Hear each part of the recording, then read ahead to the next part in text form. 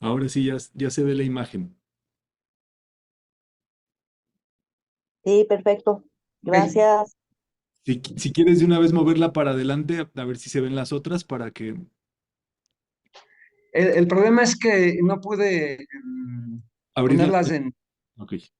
Tiene una configuración de manera que abro la galería y no rotan.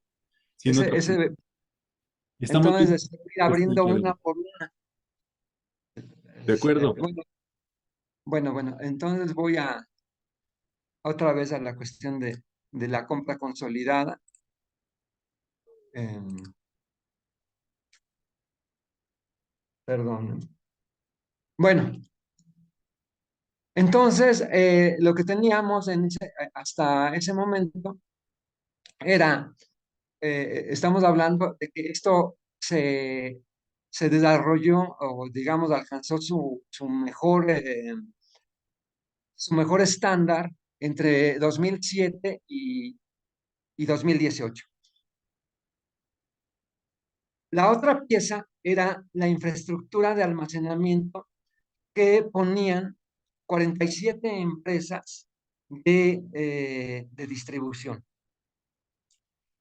Aquí es muy importante señalar que las, eh,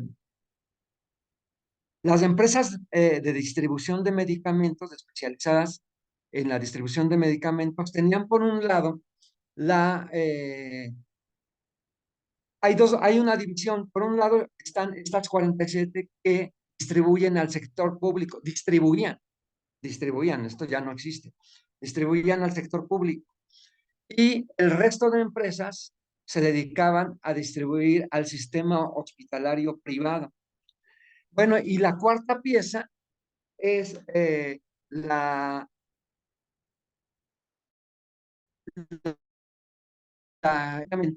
que surten esta gran cantidad de medicamentos. De qué cantidad estamos hablando? Eh, bueno, estamos hablando de 250 plantas de producción en la República Mexicana. Estamos hablando de 600,000 empleados. Estos son los fabricantes. Entonces voy a ir abordando cada caso. ¿Qué es lo que ocurría con la Comisión Negociadora de Precios y por qué era relevante?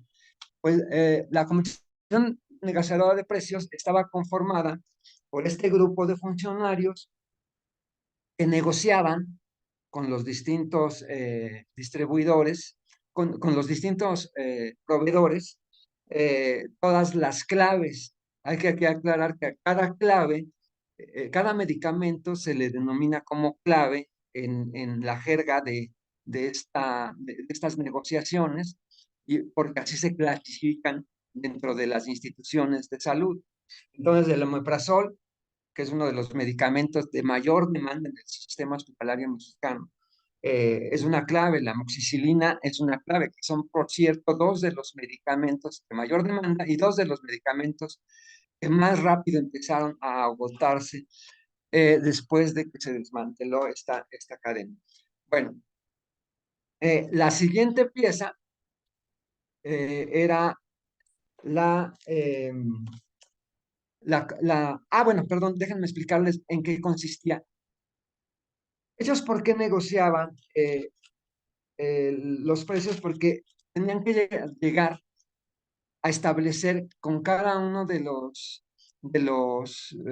digamos, con cada producto, con cada clave comprada, tenían que llegar a un precio máximo de referencia. Este precio máximo de referencia lo que evitaba eran negociaciones adicionales de manera individual con cada dependencia. De manera que no podía llegar determinado proveedor y decir yo te vendo más barato este producto, porque ya estaba, digamos, por decirlo con esta expresión, ya estaba amarrado con, a través de la comisión negociadora. Entonces, Ese 5% de medicamentos se compraba a través de esta comisión. ¿Qué pasaba con la compra consolidada? Bueno, la compra consolidada de medicamentos se llevaba un periodo muy largo en su preparación y existía un equipo de alrededor de 400 especialistas del Seguro Social que eran quienes evaluaban, quienes establecían todo digamos, todo el plan financiero para la compra de los medicamentos. ¿Esto por qué ocurría? Bueno, pues muy sencillo. En primer término, porque es la institución de salud más grande del país, es la de mayor cobertura, la más gigantesca. Pero además porque ellos fueron desarrollando a lo largo de los años este personal técnico que tenía todas las capacidades para llevar a cabo todos los distintos procesos de verificación de demanda, de verificación de, eh, de precios, de negociación, todas las capacidades que se requerían para llegar a una buena negociación. Bueno, pues estos procesos se llevaban prácticamente todo el año. Voy a tratar de compartir otra gráfica.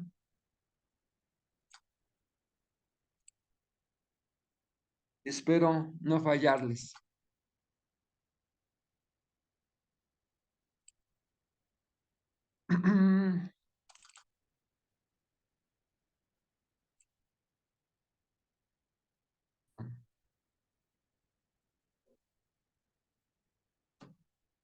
La comisión negra. Bueno, ahí pueden ver la imagen de la comisión negociadora. No, no la podemos ver. Ok.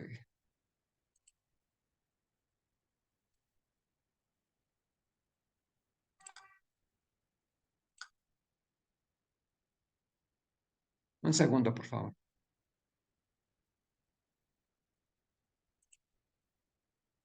Bueno, voy a continuar así.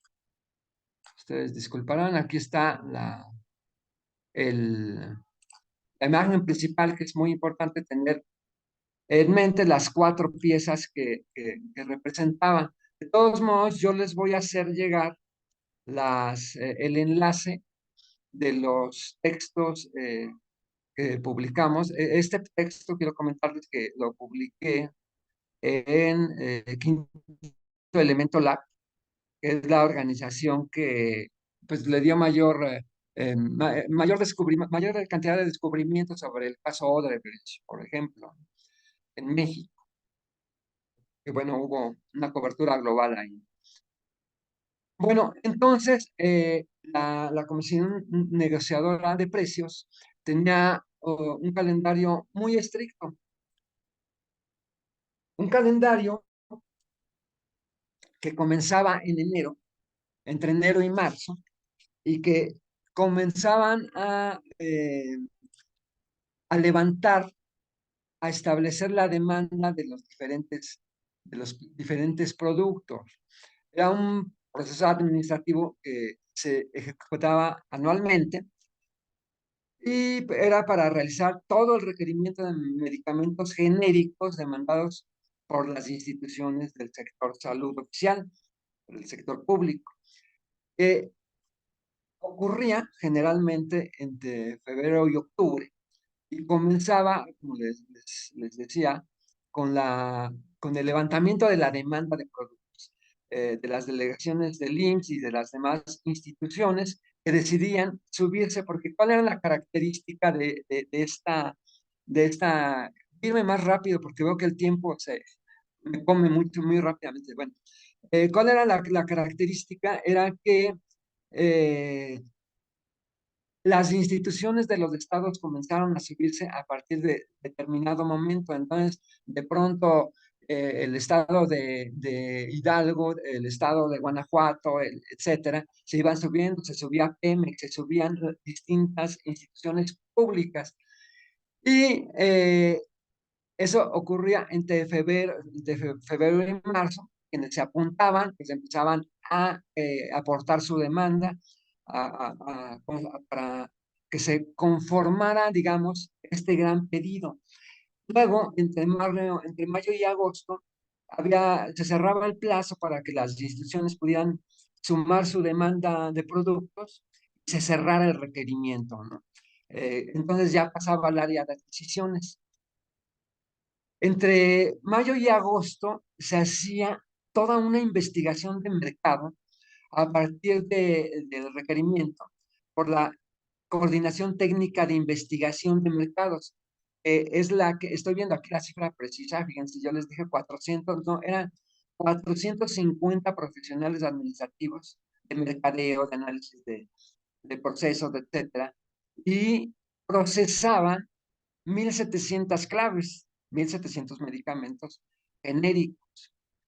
Después, entre septiembre y octubre, con base en los precios máximos de referencia, porque también en el caso de los genéricos se tenía que llegar a este precio máximo de referencia, entonces ya se diseñaba la licitación de los respectivos productos. Entonces ya llegaban los distintos jugadores, los distintos laboratorios, y entonces ya hacían las ofertas por debajo de ese precio máximo de referencia. Esto generalmente lo que ocasionaba, lo que aportaba en términos positivos era, primero, se cubrían la mayor cantidad de medicamentos. En segundo término, que generalmente quedaba por debajo de la inflación, porque esos eran los parámetros de negociación. Y entonces se emitían entre septiembre y octubre las convocatorias para las licitaciones, y ya se emitían los fallos en noviembre y diciembre. ¿Esto en qué beneficiaba? Bueno, pues en enero empezaba a fluir el medicamento. Esta compra consolidada cubría entre el 60 y el 70% de las instituciones sanitarias de salud federal y las estatales. Este segmento de medicamentos, que era el 95%, representa alrededor de 1.900 productos en general, ¿no? O sea, porque las claves también corresponden, por ejemplo, a cubrebocas, ¿no? Es un decir. También puede ser a batas higiénicas, etcétera. Todos los implementos clínicos también tienen una clave, entonces, por tanto, son claves cada uno.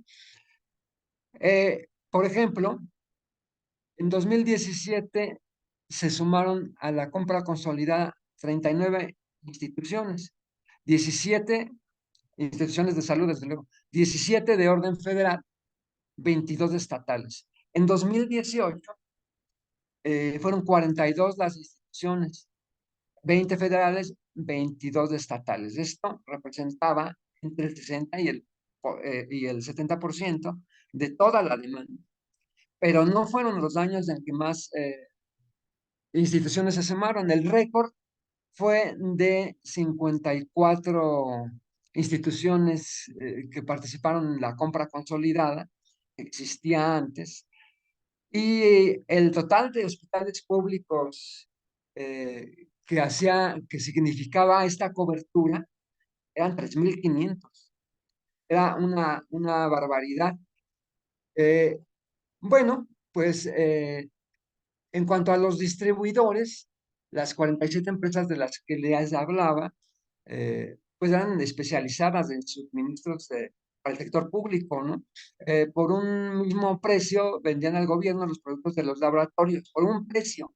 Es decir, es lo que evitaba precisamente, a partir del precio máximo de referencia, eso evitaba que hubiera, digamos, que se viciaran los procesos de negociación. Y esto beneficiaba desde luego a, a el presupuesto, al ejercicio del presupuesto. Era un ejercicio pues mucho más óptimo. ¿Qué características tenía estas 47 empresas? Pues juntos reunían un personal de una infraestructura. Su infraestructura está formada por 8,000 empleados calificados en el manejo de medicamentos, en el manejo de sustancias determinadas, etcétera. Por ejemplo, la red fría, porque una de las cuestiones que también al meterse a ese mundo te vas dando cuenta, ¿no? Que hay, pues no pueden transportar todos los medicamentos en el mismo tipo de transporte. ¿Por qué? Porque los biotecnológicos, que pues son, por ejemplo, eh, vacunas, que son una serie de cantidad de hormonas, eh, todo medicamento biotecnológico, insulinas, anticuerpos monoclonales, hemoderivados, retrovirales, tienen que tienen que ser transportados en una refrigeración determinada. Y una de las cosas que me explicaba la gente de la industria es, bueno, es que no es lo mismo, eh, mm, digamos, no es lo mismo transportar un mismo producto entre Tamaulipas y Sonora que transportarlo entre, digamos, Ciudad de México y Acapulco. Entonces, estas empresas tenían eh, los vehículos adecuados, algunos hasta con tres refrigeradores, la mayoría con dos por lo menos, para que entraran de relevo, ¿no? En estos camiones. O sea, no puedes llevar, digamos, en, en camiones de fríos de carnes, no puedes meter medicamentos porque no tiene una regulación de la temperatura. En camiones de helados podría ser lo más parecido, eh, pero no es digamos, no es lo más adecuado. Tiene que tener, hay medicamentos que tienen que tener determinada temperatura en grados y no puedes moverle de ahí. Ahí ojalá lleguemos al momento en que como este gobierno empezó a mandar medicamento por DHL, cómo empezaron a usar muebles y mudanzas para enviar medicamento. Y bueno, ahí está toda la vacunación de la pandemia, que bueno, una vacuna te dura en gel alrededor de máximo 6 horas, máximo. Entonces yo no sé cómo, que nos ponían cuando el ejército sacaban no sé a qué horas de los almacenes las vacunas y a las 6 de la tarde seguían vacunando. Pues quién sabe cuál era el efecto de esas vacunas. Bueno, pero espero que tengamos el tiempo de llegar a eso. Eh, voy a seguir. El 30% de los productos son precisamente estos productos que requieren de una refrigeración. La superficie de red fría sumada que aportaba el, eh, el- esta red de distribuidores de 47 empresas era del tamaño de alrededor de unos 2,000 metros cuadrados, algo así como 2 veces del Zócalo o un poco más arriba de media cancha de fútbol, o no sé si alguien ha visto estas grandes bodegas de Mercado Libre, por ejemplo, etcétera. Esas tienen el tamaño más o menos que sumaban estas empresas en su red fría. Y bueno, la red seca era de 70%, ¿no? el 30% para productos que requieren refrigeración, tal que mencionamos, de derivados, de insulinas, vacunas, etcétera. Y bueno, el esquema de abasto del IMSS daba una cobertura del 50% de la población. Eh, esta cadena de abasto se fue desmontando. Aquí creo que sí voy a pedir otra vez la ayuda de mi hijo para que pueda mostrar estas imágenes. Denme un segundo, por favor. Mi estimado, ya las conseguimos justo de Quinto Elemento, entonces tengo aquí justo Ok, las imágenes en perfecto. pantalla. ¿Tú las compartes? Sí, ya las estoy compartiendo. Ok, entonces yo voy rápidamente,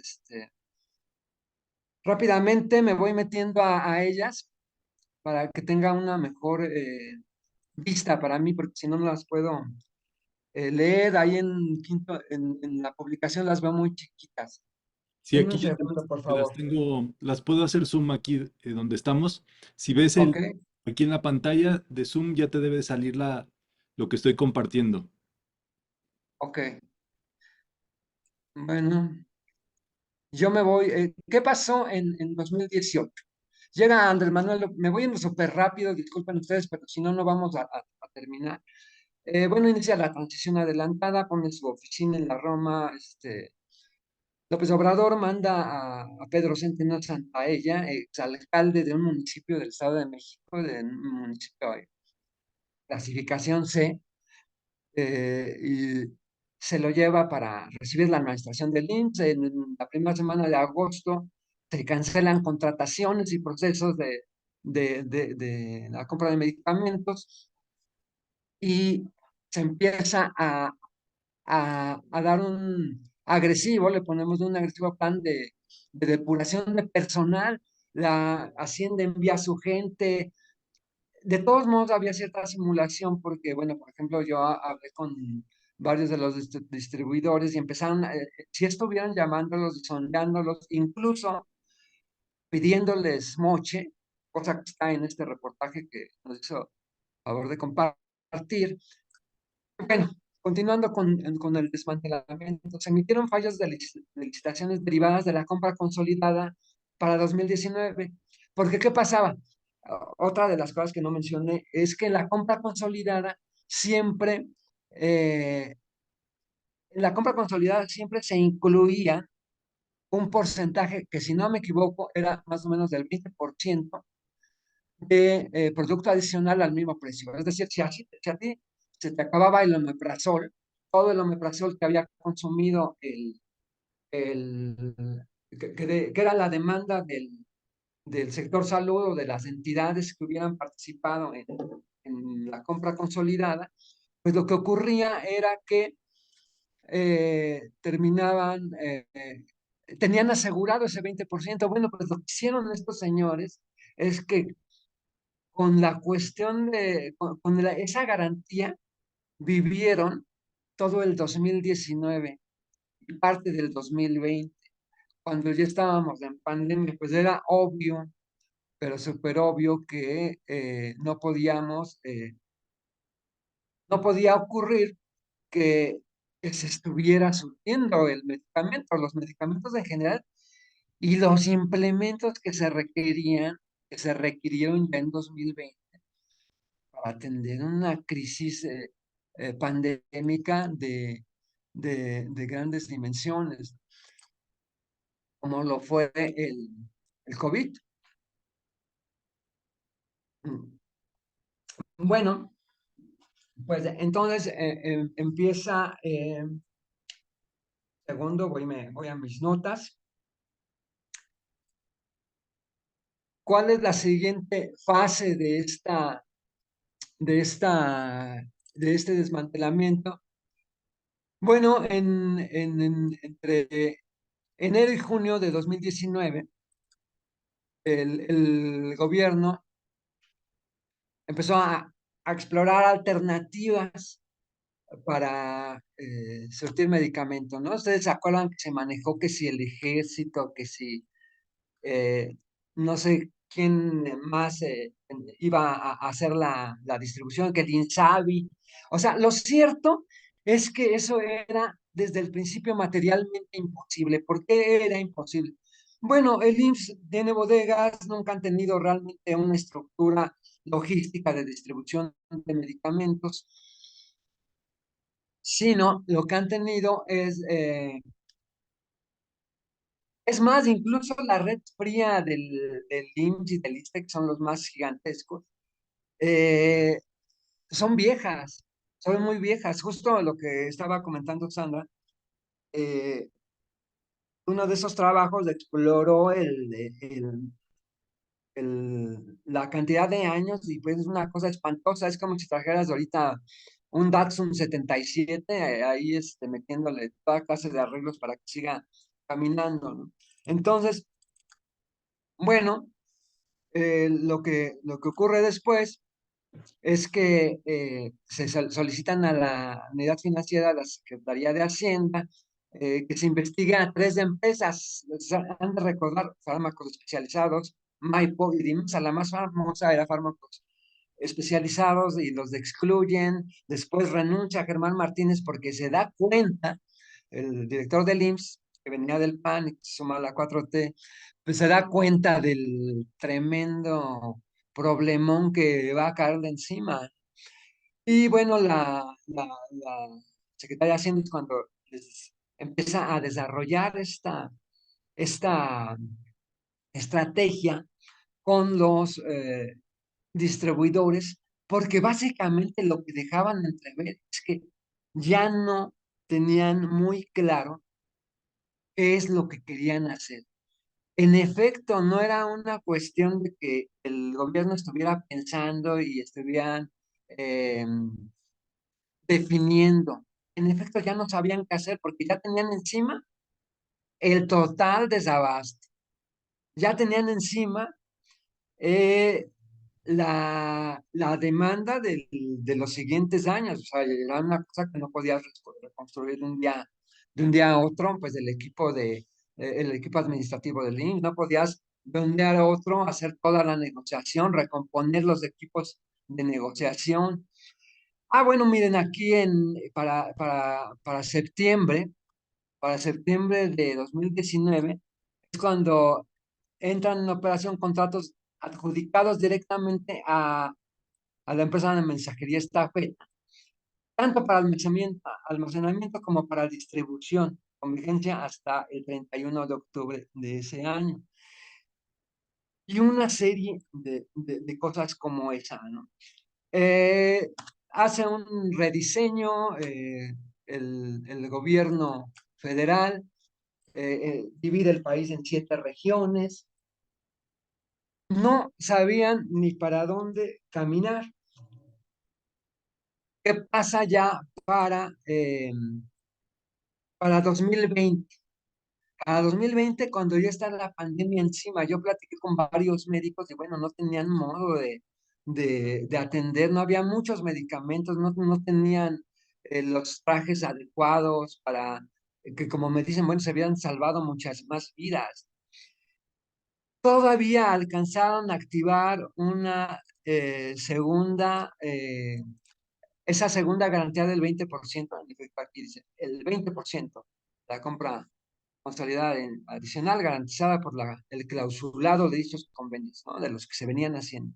Todavía con otro 20% empiezan a surtir en 2020.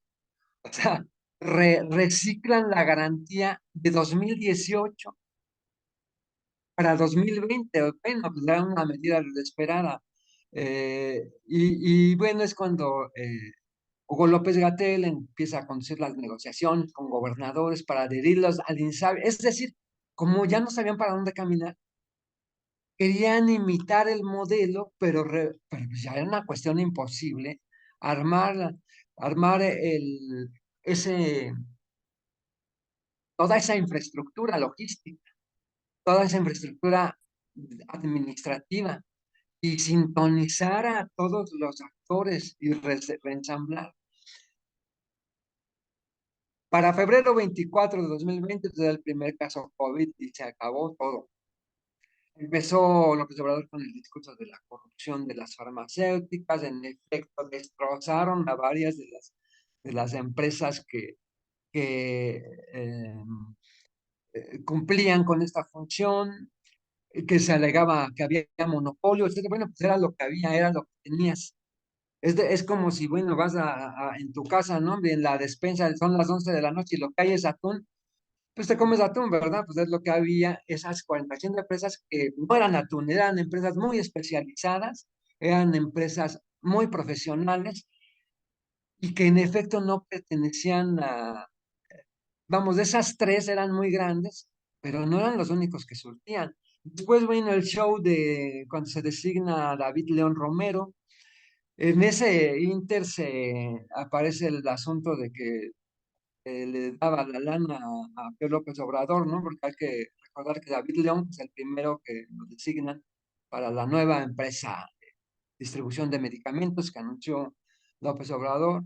Este hombre era funcionario externo de comunicación social del gobierno de Chiapas, del gobierno ecologista, y eh, pues ahí se viene todo. En ese ridículo, mientras tanto, estaban muriendo muchísimos mexicanos, estaban los médicos, ahí podrán ver en ese texto cómo estaban pues, padeciendo toda esta circunstancia. Algo que forma parte de otro texto, este sí publicado en MX, sobre una empresa llamada Osherx. Ahorita les comparto el enlace en el chat. Denme un segundo.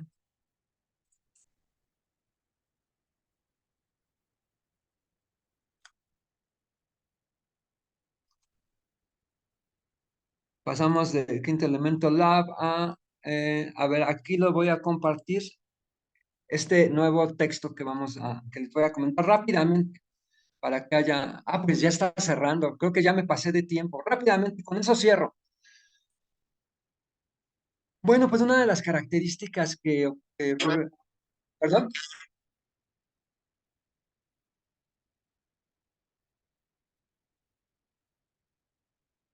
eh,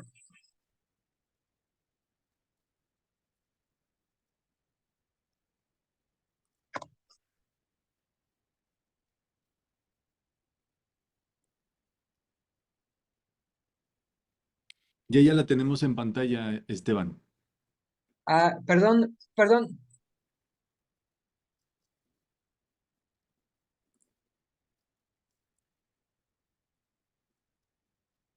perdón, todavía no terminaba, ¿eh? Sí, no, no te apures, aquí estamos. Tú continúa con lo que nos quieras compartir. 60 días se va a constituir, hay que ser un poquito más grave. Como yo les platiqué, la legislación ya hablaba de la transparencia.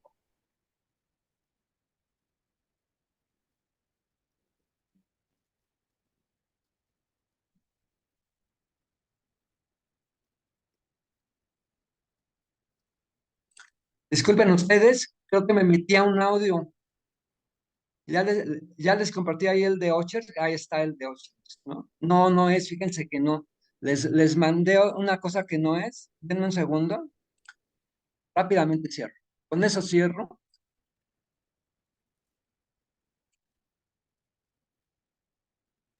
Les mandé uno que tenía audio.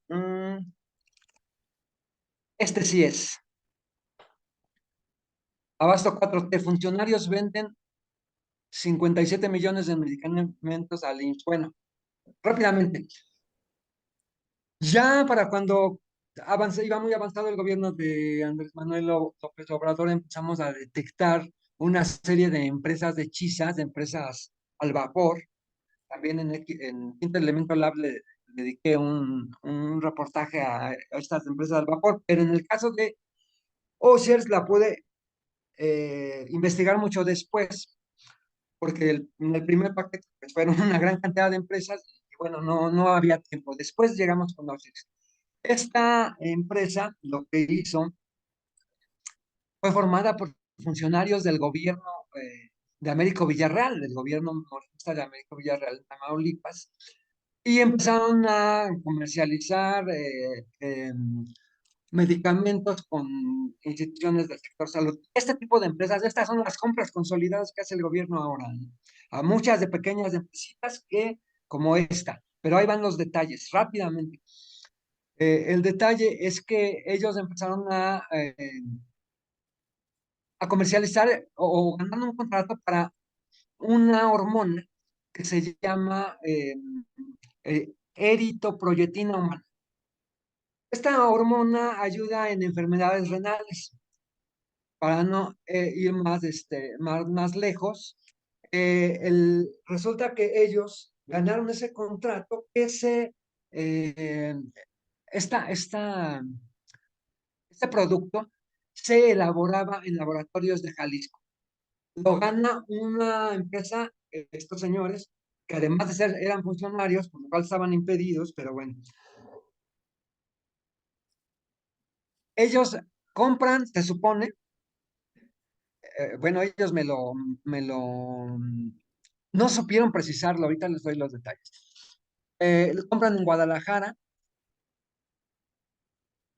luego la mandan a Ciudad Victoria supuestamente, y de Ciudad Victoria surten a el puerto de Acapulco, que era la unidad del IMSS, donde ellos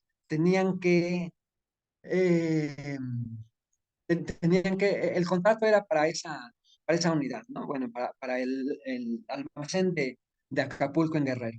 Entonces yo le digo, oye, maestro, pues tienes una serie de temperaturas súper gruesas y ¿para qué compras en Guadalajara y después te regresas a Tamaulipas, a Ciudad Victoria, si vas a enviar a Acapulco?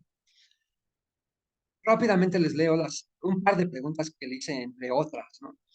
Eh, Le digo, bueno, oye, y tratándose en este último caso de un biotecnológico y de temperaturas que hay tanto en Ciudad de Victoria como en Guerrero, ¿cómo las enviaron? Bueno, en esa cuestión yo tengo un equipo de logística. La verdad es que en esa cuestión yo no me encargo de ese tema, ¿verdad? Eh, ¿Cuál fue la operatividad? Yo me encargo más que nada de la cuestión financiera. La operación logística la encargo a alguien más, que es una de las partes que está dentro de la empresa y la verdad ya no está ahorita. Ah, bueno, pues de la cuestión logística me dice, le comento que no sabe, pero eh, de qué tamaño es su cadena de frío, qué superficie tiene, cuántos vehículos tienen para transportar un biotecnológico tan delicado como es esta hormona. E insiste el tipo, bueno, sí, la persona que se encarga de eso es del ingeniero. Ahorita no se encuentra, pero si quiere yo le comento para que se comunique con usted. Obviamente, pues ellos jamás se comunicaron y bueno, además incurrió en otra serie de cuestiones, eh, como decirme que ellos no estaban incurriendo en ningún delito, aunque yo le leí las disposiciones constitucionales y las disposiciones de los reglamentos de la administración pública, no tanto local como federal, a pesar de lo cual él insistió en ello. Pues disculpas por el tiempo y por la cuestión de las imágenes, pero hasta ahí estaría la charla. Ojalá que les haya resultado interesante. Y bueno, pues, cerraría con el comentario de que, pues como verán, incluso si ahorita se propusiera el gobierno de Andrés Manuel López Obrador reconstruir un sistema, pues yo creo que no estaría ni en un año, ¿no? Y ya no tiene ni un año. Y bueno, no sé si hubiera alguna clase de pregunta que rápidamente pudiéramos atender.